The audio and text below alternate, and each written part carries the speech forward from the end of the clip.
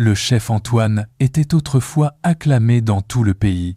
Ses plats faisaient voyager les sens et touchaient les cœurs. Mais avec le temps, quelque chose s'était éteint en lui. Ses assiettes restaient techniquement parfaites, mais elles n'avaient plus d'âme. Les clients venaient moins nombreux et son restaurant se vidait peu à peu. Antoine, malgré son savoir-faire, se sentait au bord du gouffre. Un soir, alors qu'il errait dans les rues, il entra dans une petite boutique d'herbes et de remèdes anciens. L'air y était parfumé de plantes séchées et de racines mystérieuses. Un vieil herboriste l'observa longuement. Il lui tendit une minuscule graine et dit simplement « Plante-la, soigne-la comme ton propre cœur. Tu y trouveras ce que tu as perdu. » Antoine, sceptique, prit la graine. Chez lui, il la planta dans un petit pot. Les jours suivants, il dut apprendre à s'en occuper, arroser avec soin, vérifier la terre, ajuster la lumière.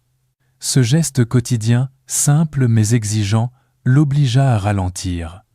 Ses mains, habituées aux gestes rapides de la cuisine, redécouvraient la patience. Ses yeux, fatigués par la perfection technique, s'ouvraient à la beauté discrète d'une pousse fragile.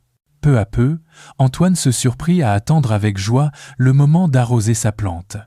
Il écoutait le silence, respirait plus profondément. Il retrouvait une forme de paix intérieure. La graine devint une petite plante, puis un jour, elle donna un minuscule fruit. Antoine le cueillit avec précaution, comme un trésor. Lorsqu'il le goûta, une vague de souvenirs l'envahit. Il revit sa grand-mère, dans la cuisine de son enfance, préparant des plats simples avec un amour infini. Les odeurs, les rires, la chaleur des repas partagés, tout revint en un instant. Son cœur se serra, mais cette fois de joie. Son goût n'était jamais parti.